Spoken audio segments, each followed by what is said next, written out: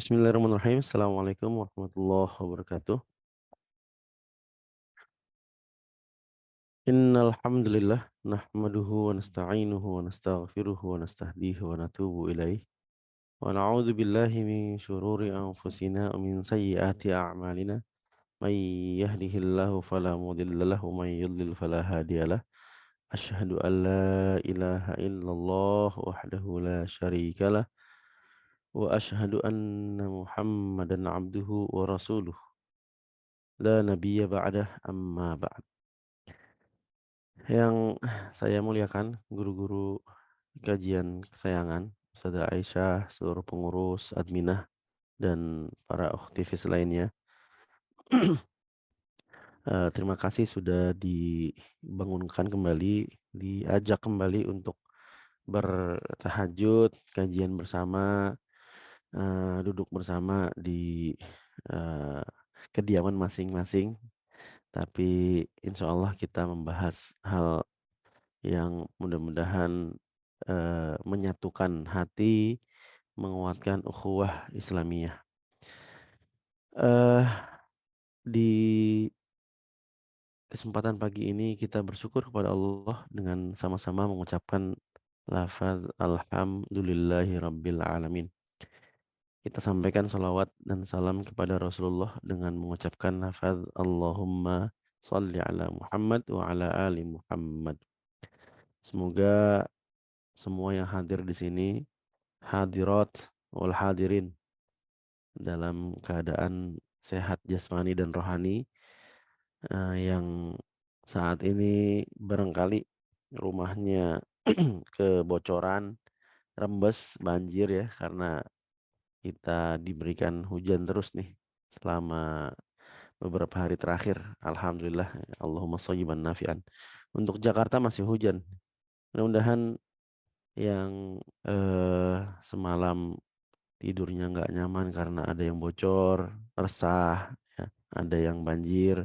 Allah berikan kemudahan, Allah berikan rezeki untuk memperbaiki yang bocor-bocor, yang rembes, sehingga tidak banjir lagi. Yang saat ini sedang sakit, Allah berikan kesembuhan, kekuatan, kesehatan.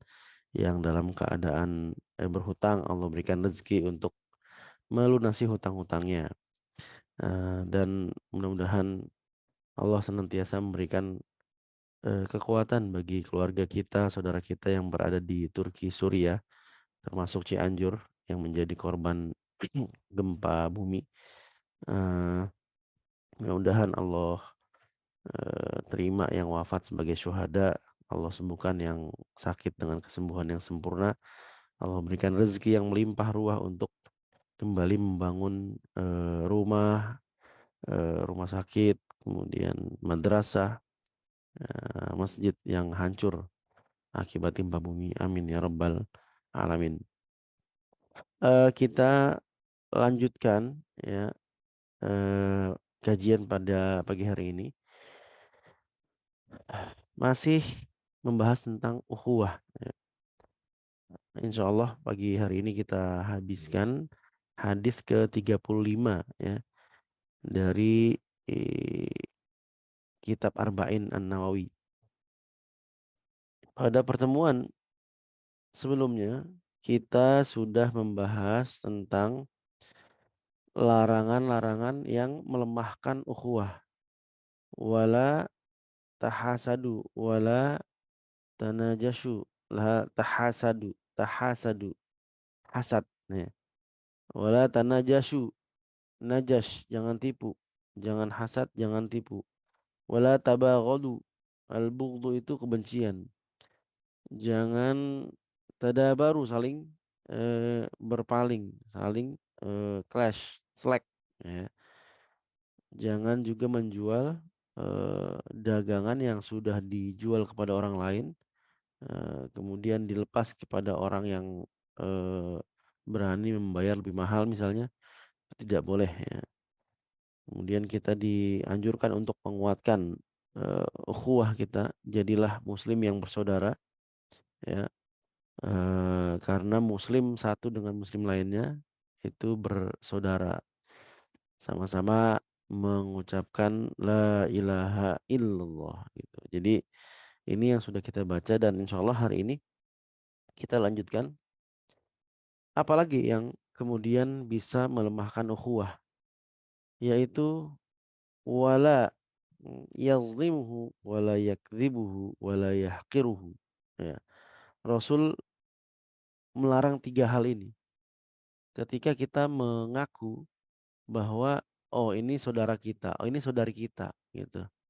Maka ada yang dilarang lagi sama Rasulullah eh, kepada kita terhadap dirinya ya, terhadap saudara atau saudari kita. La yazlimuhu wa la yakdzibuhu wa la yahqiruhu. Jangan kita zolimi dia. Jangan kita dustai dia. Jangan kita hina dia. Nah, yang pertama tentang jangan zolim kepada dirinya. Kata az-zulm itu dalam bahasa Arab adalah wad'u syai'in fi ghairi maudhi'ihi. Menempatkan sesuatu bukan pada tempatnya. Ya, jadi eh, kalau kita merujuk pada definisi ini, maka banyak sekali nih kezoliman-kezoliman yang ternyata kita lakukan gitu. Buat usyai'in fi ghairi maudhi'ihi. Menempatkan sesuatu bukan pada tempatnya. Nah, misalnya bentuk kezoliman yang yang paling mungkin kita pahami adalah ya memfitnah dia, ya melukainya, kemudian barangkali sampai memukul, kalau perempuan saling jenggut gitu ya, nyinyir, ya menjatuhkannya gitu. Bahkan nauzubillah sampai membunuhnya itu semuanya masuk dalam kezaliman gitu. Eh, jadi harusnya kita memuliakannya ya, malah justru merendahkannya itu zalim gitu. Harusnya kita menjaga nama baiknya, kita fitnah, zalim karena tidak menempatkan sesuatu pada tempatnya. Harusnya kita menjaga dia sebagai sama muslim, muslimah, tapi justru mengirim sihir, mengirim santet dan seterusnya gitu. Nah, ini kezaliman gitu. Tapi ada beberapa kezaliman yang mungkin kita nggak nganggep ini sebagai sebuah kezaliman nih. Misalnya kita tinggal di kalau perkampungan terasa banget nih. Tapi kalau di perumahan komplek barangkali nggak terlalu terasa. Kalau yang tinggalnya di gang-gang kecil itu terasa sekali. Kita punya teras kemudian kita eh, tanam ya pot-pot ya tanaman hias dan lain sebagainya itu. Nah, itu sampai daun-daunnya ke jalan itu. Misalnya jalan segini, segininya adalah pohon-pohonnya dia gitu, tanaman hiasnya gitu. Sehingga harusnya pengguna motor bisa jalan kanan kiri lebih luas karena ada atau terhalang pohon hiasnya, sisa segini gitu kan. Nah, harusnya segini. Jadi segini karena ini sisi ininya eh, terhalang dengan pohon hiasnya. Itu zolim itu. Ya, nggak boleh. Bahkan dalam hadis Rasulullah orang yang memangkas ya, memotong pohon itu, maksudnya pohon orang lain karena dia menghalangi jalan orang banyak, itu bahkan bisa jadi sebab masuk surga gitu, tanpa izin sama yang punya rumah ya. Karena apa? Karena tidak tepat itu. Dia menanam pohon demi menghias rumahnya biar indah, biar bagus, tapi ternyata menghalangi jalan orang lain gitu. Nah, ini kan zolim. Dan rasa-rasanya kalau di lingkungan perkampungan yang punya pohon hias segala macam itu ya, itu cukup banyak ya, ya yang seperti itu. Ya, biasanya karena memang nggak tahu ya, dia nggak ngerti bahwa itu kezaliman gitu. Atau kita yang punya usaha buka eh, usaha kuliner, ayam bakar, bebek bakar, atau misalnya, ubi bakar, ya, sate dan seterusnya gitu ya, kelapa bakar, itu, eee, asapnya ke kanan kiri, tetangga kena asapnya gitu. Kalau jangankan di perkampungan ya, kalau kita lewat jalan raya, kemudian kita melihat ada rumah makan yang makanannya bakar-bakaran itu, kalau, dia nggak mempunyai cerobong asap khusus atau, blower gitu misalnya, itu asapnya kan luar biasa ya, sampai ke jalan raya itu ini sekali, pekat sekali gitu asapnya, aroma ataupun, polusi gitu ya, dirasakan oleh orang lain. Padahal harusnya orang lain itu dapat udara segar, ya, sehat, jadi nggak sehat, zolim gitu. Harusnya sehat, jadi nggak sehat, zolim gitu. Nah, ini kan pasti akan mengurangi ukhuwah nih. Aduh, ini orang kok begini banget ya, kita merasa terganggu jalannya, udara sehat kita terganggu gitu. Nah, barangkali yang punya usaha ayam bakar, sate atau, hal-hal yang dibakar lagi lah ya, apapun itu ya, termasuk misalnya bengkel ya, kalau lagi, memperbaiki motor kemudian asapnya banyak ke mana-mana gitu. Nah, ini kan sebetulnya kata Rasulullah, "Tolonglah saudaramu yang dizolimi dan berbuat zolim." Kata para sahabat, "Ya Rasul, kita logis nih kalau, eee, yang dizolimi kita tolong itu logis, tapi bagaimana kita menolong, orang yang berbuat zolim? Dia aja zolim sama orang lain." Kata Rasulullah, "Dikasih tahu kezolimannya di mana, dinasihati gitu, sehingga dia tidak mengulangi kezolimannya itu," seperti itu. Nah, jadi balik lagi ke hadis yang sebelumnya, ad-dinu nasihah, agama itu nasihat. Kepada siapa? Kepada Allah, kepada kitabnya, kepada, nabi gitu kan, kepada pemimpin dan sesama kita, rakyat atau sama orang awam, jemaah gitu. Maka penting tuh untuk, kemudian, memberikan pemahaman, pengertian bahwa, "Pak, ini masuk dalam, kezaliman." Kalau dalam, eee eee, apa, ibadah misalnya, sholat berjamaah, yang mestinya makmum itu membaca sir, ya, imam yang jahar ketika setelah "Waladhdallin, amin." Kan jamaah membaca Al-Fatihah gitu. Mestinya kan sir aja gitu. Nah, tapi ada mungkin satu 2 orang jamaah itu yang bacanya kencang sekali. Bismillahirrahmanirrahim. Alhamdulillahirabbil alamin. Itu bukan sebelahnya aja yang dengar, tapi 3 orang kanan kirinya dengar semua itu. Depan belakang, 2 shaf kedengeran semua. Ah, ini sebetulnya bagian dari kezaliman itu. Dia nggak menempatkan dirinya pada tempatnya gitu. Harusnya bacanya sir aja jadi, eee terdengar kayak jahar gitu. Nah, ini penting diberikan pemahaman. Yang paling, eee, mungkin tidak sadar zolim ya, padahal sedang berbuat zolim adalah misalnya apalagi orang rokok ya. Perokok itu nggak merasa dia sedang menzolimi orang lain gitu, padahal, kanan kirinya merasa bau busuk dari asapnya itu. Dia nikmatin rokoknya tapi kanan kirinya bengek gitu, gitu. Zolim itu, ya.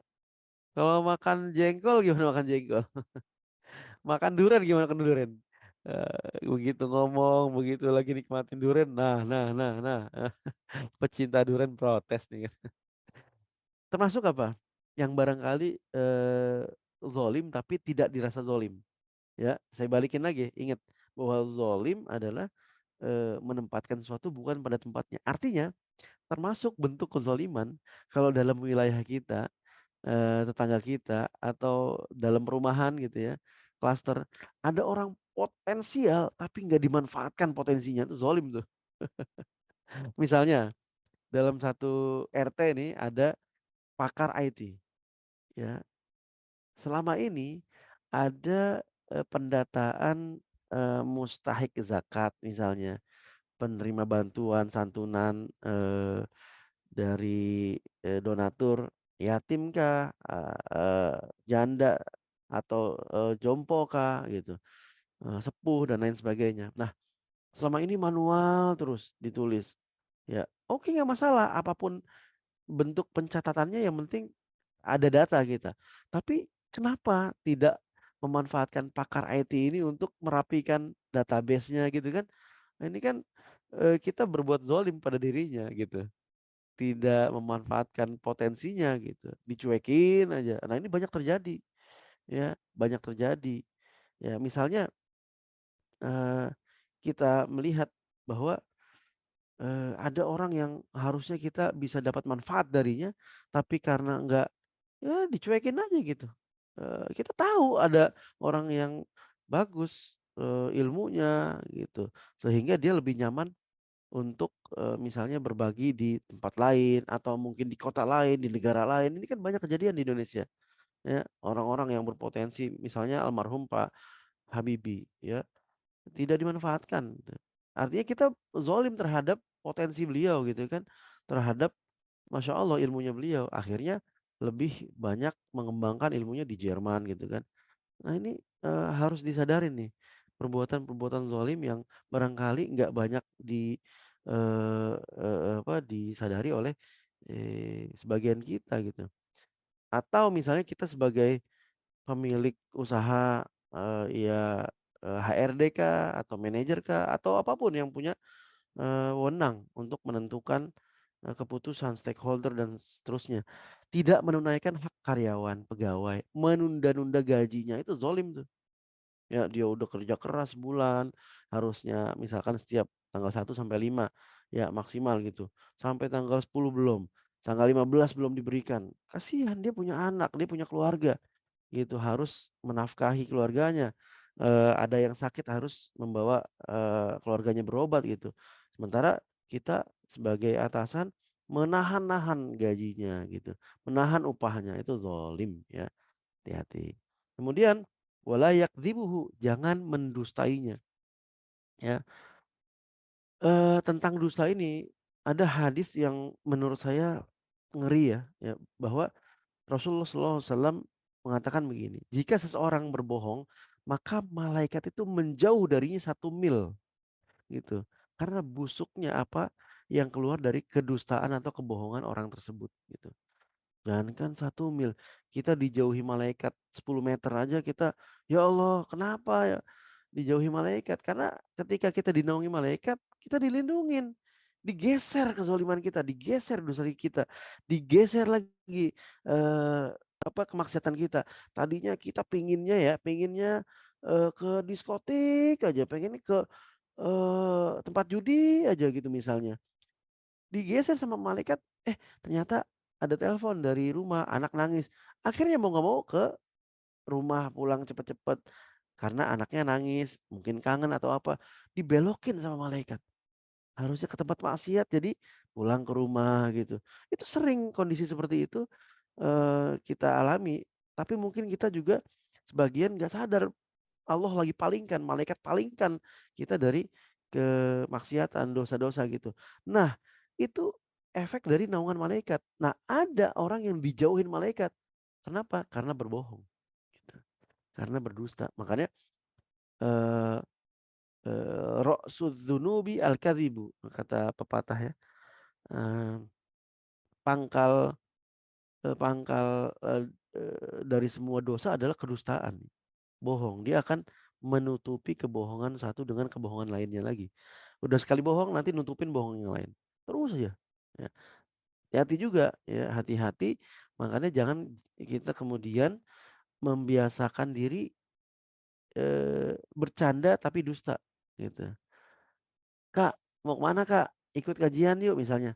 Ada syuting, padahal nggak ada syuting. Ini dusta nih, nggak boleh. Hati-hati. Ini kebiasaan yang jarang disadari sebagian masyarakat.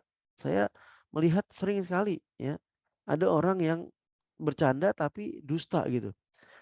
Eee, Misalnya kita nanya ke siapa, "Teh Atika sekarang berapa usianya?" "Alhamdulillah masih 17, padahal 37." Gitu ya. "Jangan ngaku muda Teh Atika, nggak boleh," gitu ya. "Anaknya udah 3 ingat, eling eling." Jadi, itu dusta itu, bohong. Nah ini kebiasaan, ya bohongnya bagi diri sendiri oke, tapi yang di hadis ini adalah kita berbohong kepada saudara-saudari kita. Itu termasuk, yang dilarang oleh Rasulullah yang dapat merusak ukhuwah Islamiyah. Siapa yang suka dibohongin? Nggak suka gitu. Nah, termasuk apa? Menyepelekan janji ya. Dari bohong lama-lama jadi ingkar gitu loh. Gampang bohong jadi gampang ingkar gitu. Bilang, eee, apa, "Ukhti besok insya Allah kita berangkat yuk kajian ke Ustadz Faris Beki," misalnya gitu ya, ke Imanpet. "Oh iya, oke, siap." Ya kalau di grup gitu ya, "Oke siap." Stiker muncul stiker, "Mantap, insya Allah padahal disebutnya. Tapi ternyata penerapan insya Allahnya salah. Bilang iyanya nggak terbukti, bilang okenya, nilai okenya nggak sampai 50 gitu. Paling nilai okenya cuma 20, 80-nya nggak bisa. Nah ini karena kebiasaan dusta, bohong, bilang gampang iya, gampang oke, gampang siap, tapi, ternyata dirinya nggak mau gitu kan. Kenapa? Bilang aja nggak bisa, bilang aja saya nggak janji, bilang aja besok ada acara, udah selesai. Daripada, nggak enakan ya, ujung-ujungnya bohong, orang kecewa. Ya insya Allah katanya insya Allah tapi nggak datang gitu. Insya Allah itu 95%, bahkan 99% kita sanggup, tapi karena kita merendahkan diri, kepada Allah, ya khawatir Allah wafatkan kita mendadak, maka insya Allah. Jangan bilang insya Allah dalam hati kita, nggak tahu bisa apa enggak, ini salah nih. Jangan mudah untuk, berdusta gitu. Tapi berkaitan dengan dusta itu memang ada yang dibolehkan. Ya, ada 3 dusta yang dibolehkan. Pertama, dusta kepada pasangan, untuk apa, ya untuk menyenangkannya gitu. Yang kedua, dusta ketika berperang, ketemu musuh ya, kita kelabuin. Yang ketiga, dusta, untuk mendamaikan 2 orang yang sedang berselisih. Nah, contohnya dusta yang dibolehkan kepada pasangan. Nih, akhwati fillah, para istri ya, yang memiliki suami baru pulang kerja, baru datang, capek, keringetan, aslinya itu bau apek lah ya. Begitu pulang cipika-cipiki mungkin, dipeluknya, lalu mengatakan, "Masya Allah fresh banget Mas." "Pak fresh fresh banget nih Pak," gitu ya. Padahal 3 menit kemudian pingsan. Nah itu kan, dusta yang dibolehkan, nyenengin hati pasangan gitu. Atau sebaliknya, para suami ketika dimasakin istri gitu. Ternyata masakannya asin banget gitu. "Wah, masya Allah nikmat banget Mah," bilang, "makasih ya Umi udah masakin enak banget lezat." Padahal nahan asin itu. Akhirnya, karena dalam hati, "Ya Allah ini asin banget," ditahan-tahan gitu, demi nyenengin istri, maka bilang enak, bilang lezat, cuma dalam hati saya harus ngasih tahu nih, jangan kemudian, besok-besok sama lagi nih, bahaya juga kalau sama. Akhirnya eee, kalau kita jujur ya, kalau kita jujur, sakit hati, "Asin banget sih masak," udah capek-capek dibilang, "Pedes banget sih, asin banget sih." Orang kecewa istri. Akhirnya begini caranya, "Mah, makan bareng yuk." Wah ini nikmat banget. Mama harus ngerasain nih, masakan mama sendiri, sedep banget. Begitu diajak makan bersama, begitu dicicipin, ya misalnya sayurnya, wah ternyata asin banget. Barulah istrinya, "Ya Allah maafin ya Bi," gitu, "keasinan ya," gitu. Jadi, kadang-kadang bohong dalam tujuan menyenangkan pasangan itu boleh, eee, kenapa? Ya kalau jujur-jujur banget kadang-kadang bakal nyinggung perasaannya juga, seperti misalnya, eee eee eee, suami ke istri, istri ke suami bilang begini, "Wah, Mah, Abi, Umi mukanya glowing banget sih ya." Padahal kusam gitu dalam hati, "Aduh kusam banget, wih glowing loh mukanya," gitu. Nggak apa-apa itu bohong yang dibolehkan, nyenengin hati pasangan gitu.